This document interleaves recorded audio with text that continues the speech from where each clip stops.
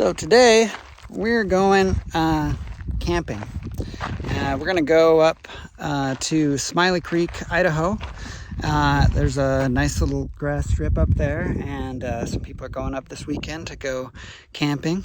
It's Friday, June 8th right now, or July 8th, and we're going to go up there and meet a few people and hang out and have some fun and take the helicopter, take the guppy camping.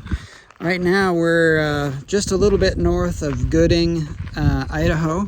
Stopped for some gas there, and now I'm just gonna stop and set the cameras up so you can see the flight into Smiley Creek, which should be real pretty. We're gonna go up through the Sawtooth mountains and see some pretty scenery. I haven't been up this way before, but I've got a little route planned out. I can see some clouds off there in the distance, little thunderheads building up in the afternoon. It's about 11 o'clock right now. I should have been started earlier, but I didn't. And so we should only take us like 40 minutes to get there.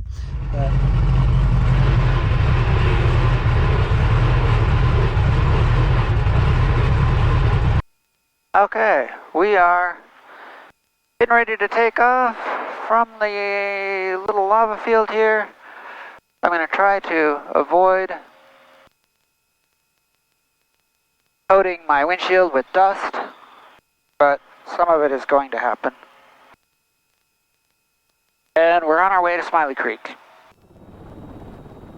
And off we go. Some dust, not too bad. All right.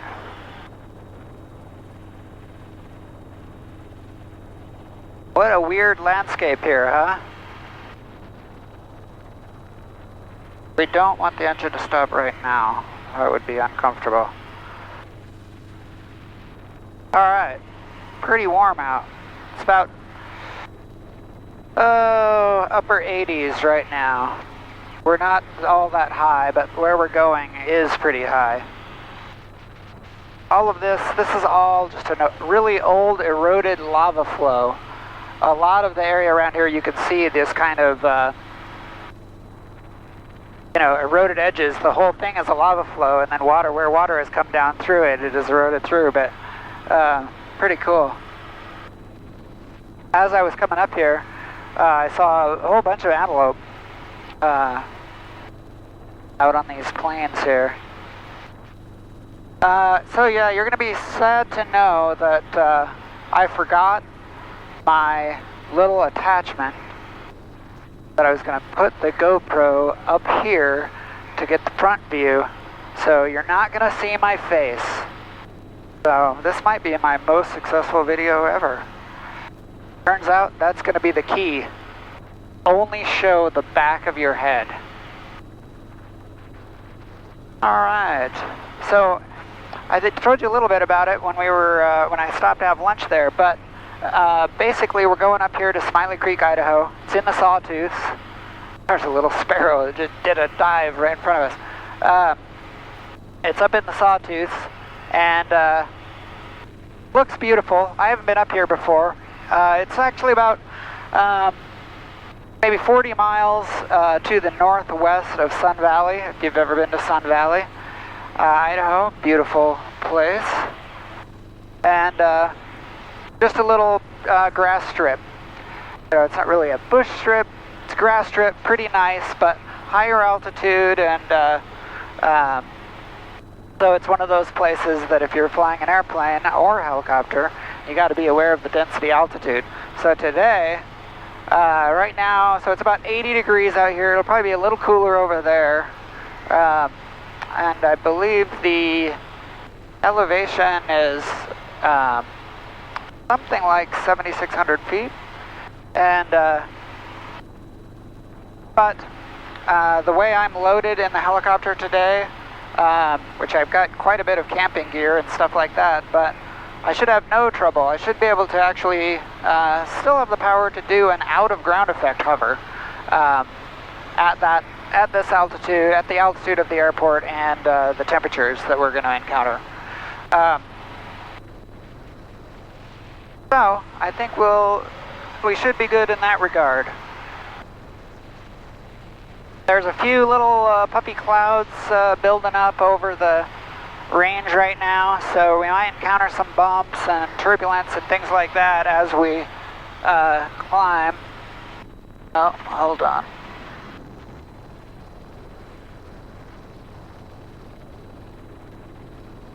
And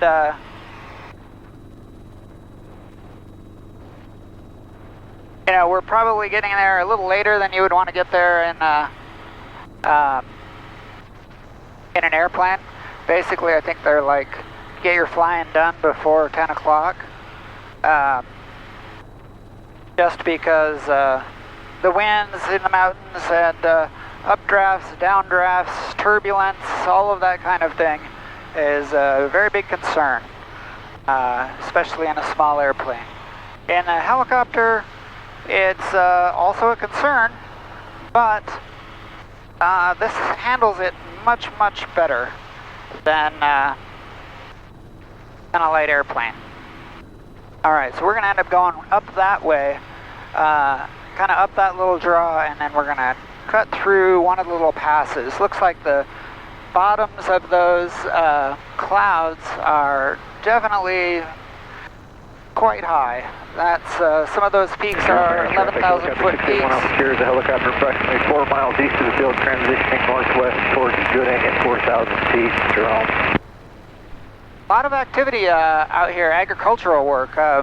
There was a air tractor service center at Gooding where I stopped for gas, and a couple of ships in the shop there, one at the fuel pump.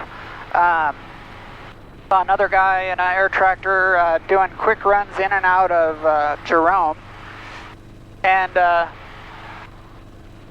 then I heard a Huey a minute ago that came into Gooding maybe 10 minutes after I was there, which is too bad. I would have liked to have seen that, although it was a little bit of a wait getting myself into the fuel pumps. So I'm not sure what his wait was going to be. It was probably a while. Anyway, we're on our way. This ahead of us is the Sawtooths. Some of those really big peaks over there, that's over close to Haley, Idaho, you know, which is just south of Ketchum. That's where Sun Valley, the resort, is, and the Sun Valley Airport. I may end up going over there at some point. I'm going to stay up here tonight and tomorrow night and come back Sunday. And depending on how much flying I do tomorrow, might end up taking people for rides or things like that, then I'll need to run to gas. And I could either go to Chalice or over to Haley. Haley, I think, is a little bit closer, but the gas is slightly more expensive. Chalice sounds cooler, just because the countryside I would go through to go that way would be extra pretty. So we may end up doing that. Alright, I'm probably going to speed up the footage here a little bit until we get up to the pretty part. But, not that this isn't pretty, but, you know, this is central Idaho. This is what central Idaho looks like. You've probably eaten a potato from up here. A lot of potatoes grown up in this part of Idaho. This is basically the Snake River Valley in central Idaho. Huge agricultural area.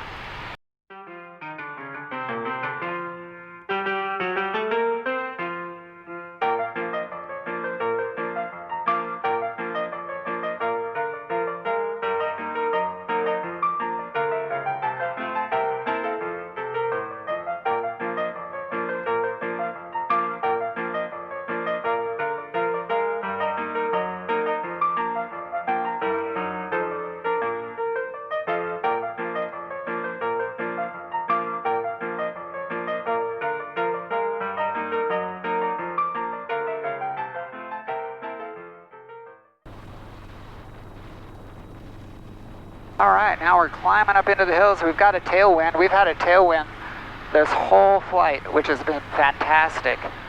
I mean, in fact, I'm going to go over here and use this slope to help me climb up, because it's amazing how just the updraft from a little bit of wind will really, I'll be able to climb up this thing still sitting, I'm sitting at about 70% power right now.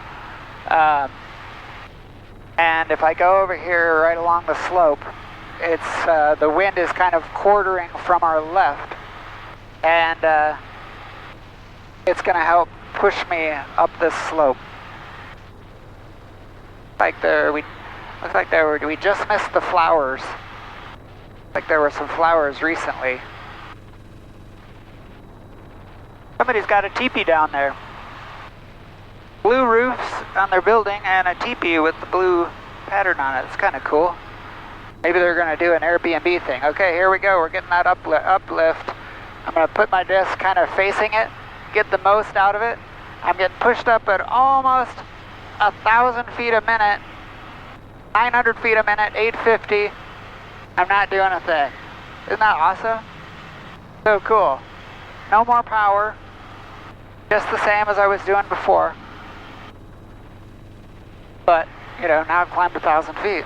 Oh, there we go. I got another little gust. When it does that, it wants to roll up the rotor. Like in an airplane, these gusts would be really bumpy. They would, you'd feel it. It'd be uncomfortable. And your passengers, depending on who they are, would be unhappy. They might even be crying. Probably not quite to that level today, but I have seen this. And but in a helicopter, it just kind of mushes through most of the time. You know, like right now I'm pulling less power than I was before, still climbing. So if you work with the wind and you work with the terrain, it really kind of helps you maneuver in this kind of country.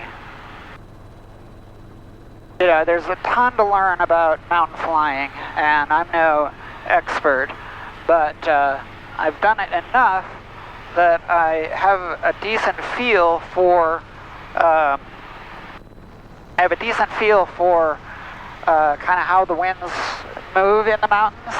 And as long as you stay, you know, ideally on the windward side of an upslope, you're good. You're not going to be, you know, all this wind. If I were to be over on the other side, today this wind is not strong enough. Right now it's saying 20 miles an hour from 200. So just a little bit west of south. And, you know, you would feel it, basically, and we're probably going to have to do that up here a little ways. We're going to go on the lee side of a couple spots. But generally,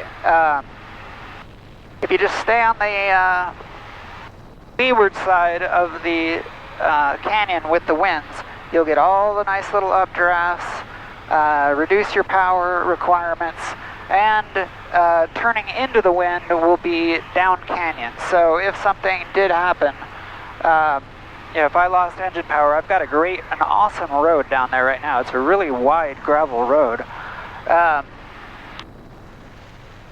There's actually some other little more serious off-roader type roads up here too. That's probably pretty fun.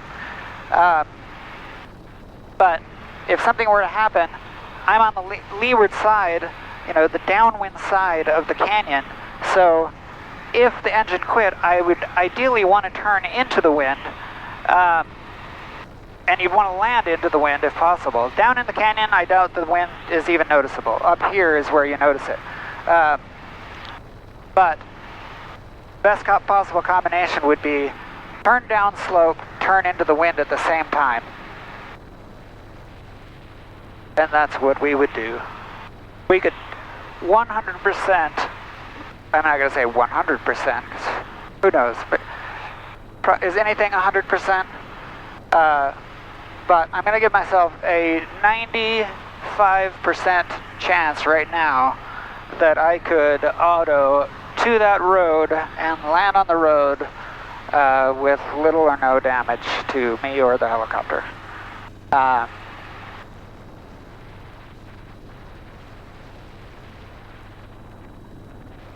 Another road. I wonder if these were logging roads. There's another one there that's just totally overgrown. What a nice little valley. Some homes down there. A meandering stream going through it. So we're going to go up this canyon, and there's going to be another canyon that heads off to the right with kind of upsloping terrain. Where we're going is on the other side of the ridge up here. And I looked at it with Google Earth just so I could kind of get a preview of the terrain, and then mapped it out on ForeFlight. ForeFlight is basically just it's a web app that, or mobile app that a lot of pilots use for flying. There's Garmin makes another one, Garmin Pilot, but almost everyone these days uses one or the other, and it helps you with flight planning. You can actually file flight plans with it. It's pretty amazing. In fact, it was kind of funny when my dad and I, when I got this thing, which he thought was kind of crazy, I think, I told him, yeah, I know you're going to come with me. We're going to go out to New Hampshire and pick this thing up. I'm going to do some transition training up there, and then we're going to fly it back. And I'm like, you can be the navigator. Well, I didn't know it at the time. My dad, he was used to the old days with paper charts. We had paper sectionals. You would plot out your course. You would get a weather report. You would calculate in wind speed and direction, and then use all of that information to calculate your fuel burn, plan your fuel stops, plan your anticipated ground speed, all of that stuff. And it was quite a bit of work. Good to have done it just for a learning experience, but it's a lot of work. And ForeFlight essentially does that for you. I mean, you can basically pick your destination, pick your starting point, and then drag waypoints on a line on the course that you want to go. It will give you a quick reading. You can put a profile in there for your aircraft. It'll give you a quick reading of what your estimated fuel burn and stuff is, so you can know whether what you're doing is realistic or not. And then you can actually kind of flesh out the details of the flight too. You can do weight and balance for the whole flight. It will then, you can actually print, if you want a printed version, print out a detailed list of waypoints and weather and winds at every step of the flight. It's really amazing. It's an incredible tool. Like a trailhead down there. And they've got some little corrals too. It looks like, I wonder if people do pack horses and stuff up here. Probably. Okay, now we're steadily climbing terrain. Gonna kind of follow this ridge up, see what lift I can get.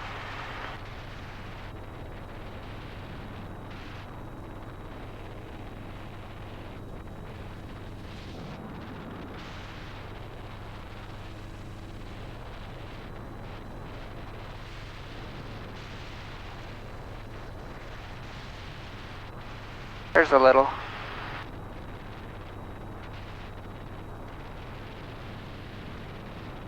Okay, we're up to 7,000 feet now, above sea level.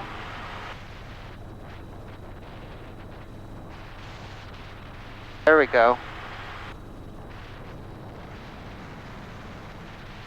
Oh yeah, we're getting a good little lift up this thing. Almost 1,000 feet a minute. It makes your ears pop.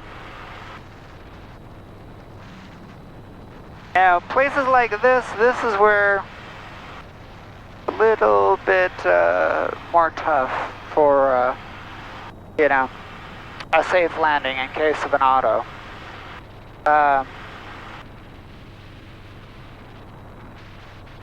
There is a dirt road down there. There are clearings, and we're kind of following that road right now. Yeah, those would be probably your best options.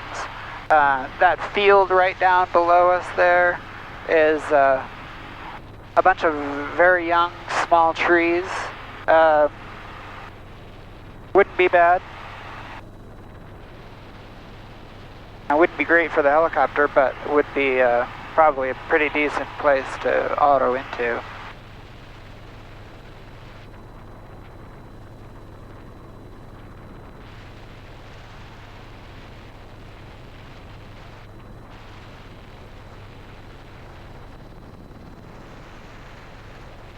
Okay, this one, is this the one now?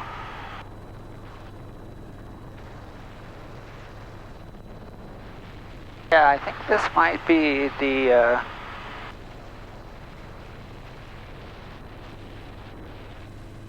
no, I think it's a little farther.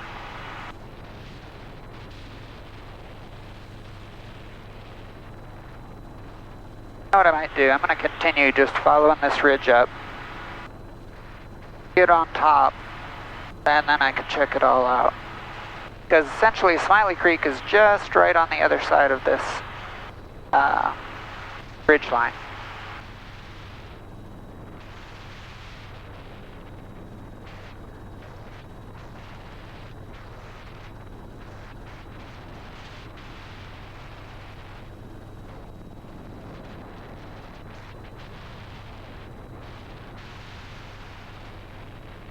Getting that ridge lift.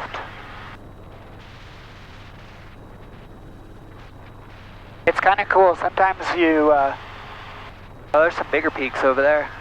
Sometimes you are doing this and you'll come across, oh, here we go.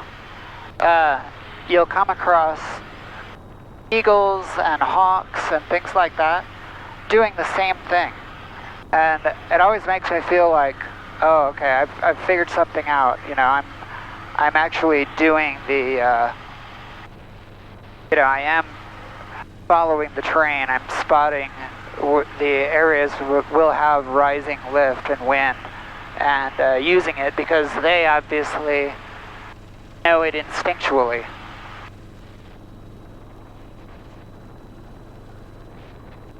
We're climbing, we're up to 8,000.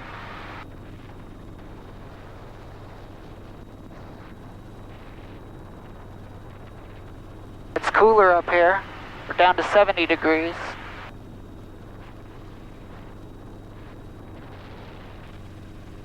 We're well off the valley floor now. Looks like there's some kind of lodge down there.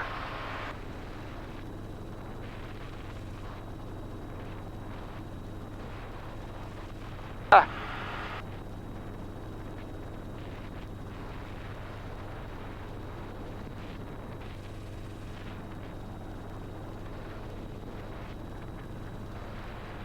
I bet there's a lot of awesome backcountry skiing up here in the winter.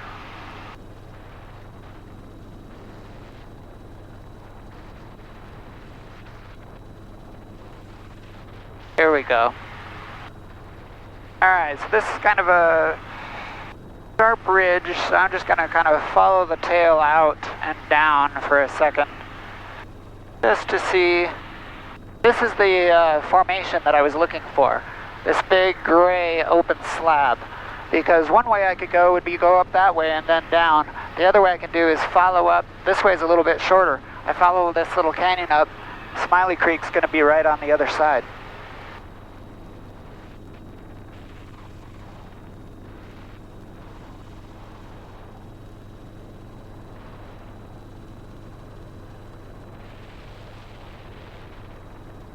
There's a line of wind that follows the slope of the mountain up, and when you have a ridge line, the shape of that wind is going to vary depending on the terrain. Like if you have a kind of gently curving slope at the top, it will kind of stay laminar. It will, curve right over the top. You're going to have nice even flow on top. And if it is sharp edged like that one back there, and depending on the strength of the wind, it will come up and the line of smooth air, you'll have smooth air going up the slope, and it will hit that ridge edge, and it will continue to be smooth and go in the same general direction for a little bit. And then it will curl. It will curve over and then start kind of tumbling down the other side. And that's where you can get a kind of a rotor, basically. Curving, tumbling wind. So if you're going to try to fly in something like that, you stay on the windward side, but if you were trying to land on that ridge line up there, you could come in at it. You could either come at it along the slope from the side and fly on the leeward side, and then work your way up, just staying on the leeward side of the slope until you reach the ridge line and then your landing spot. Or you could approach it from high and follow that line of smooth air down to the ridge line from above. They call that line the line of demarcation. And it's definitely something that you can feel when you're flying in it. Alright, so I think this, right down there in that valley, is going to be where Smiley Creek is. In fact, this canyon is Smiley Creek.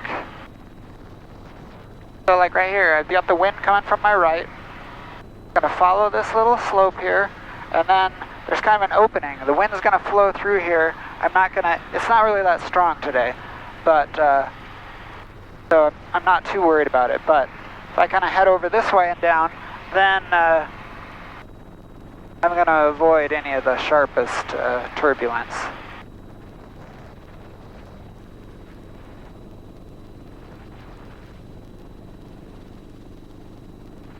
But we got a little bit. There's a little bit. But that's what it looks like generally in a helicopter. In an airplane, this would be potentially really bouncing us around. Would feel scary. Would feel a little bit dangerous. In the helicopter, it doesn't have that hard bumping.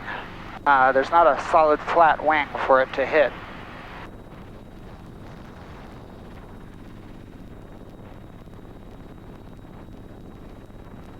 There's an airplane 3,300 feet above us. Yeah, Smiley Creek is dead ahead, 6 miles.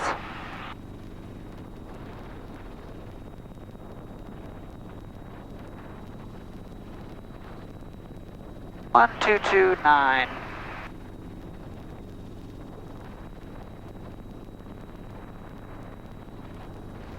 What a pretty little canyon.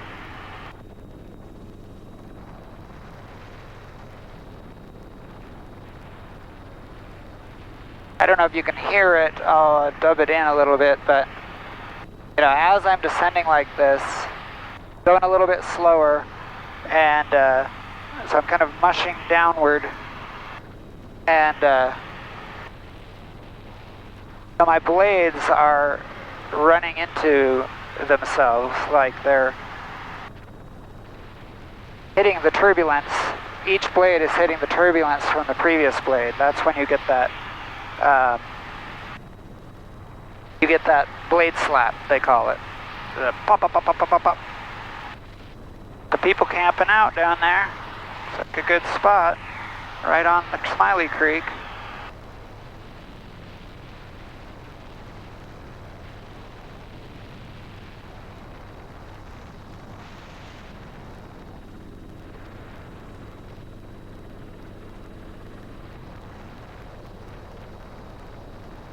Smiley Creek traffic, helicopter 6 Romeo Mike is 4 miles to the south. We're going to cross over the field and land midfield.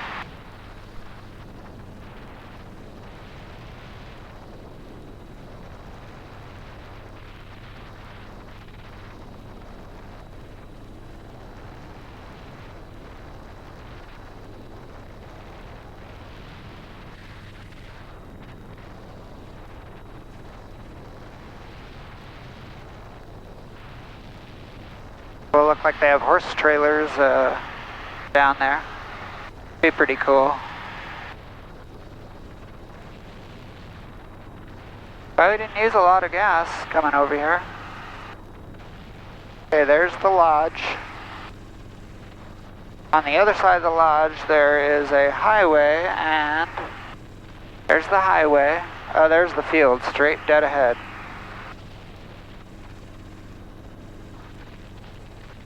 There's the highway.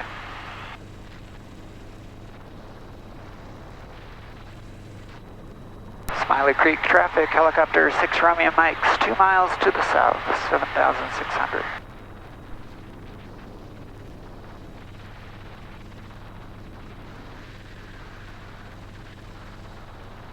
Okay, winds from 227. There's the little lodge.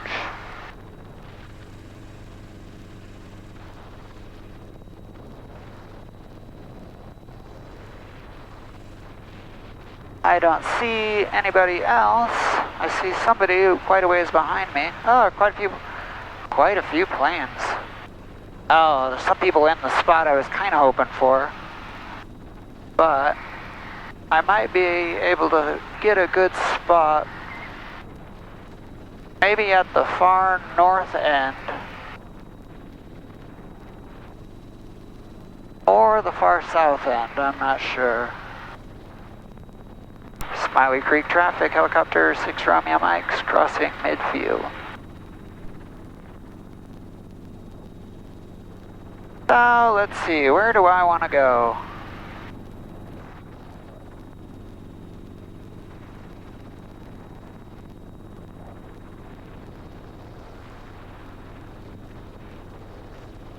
I was hoping for those spots at the end there, but I don't think I'm going to get them.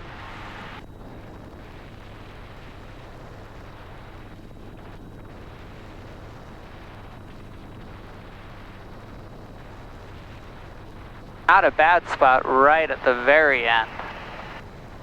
I think I'll go down to the other end of the airplanes here.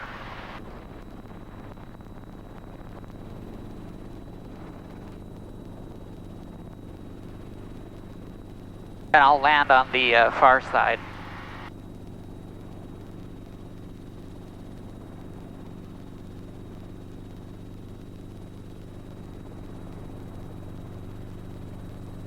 Smiley Creek traffic, I'll be landing on the east side of the field.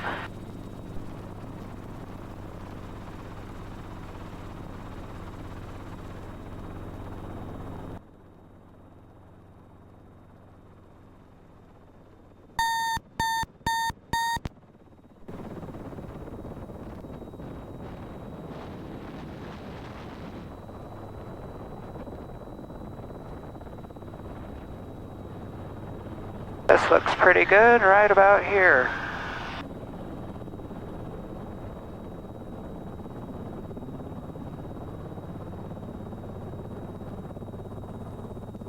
There we go. That's not too bad.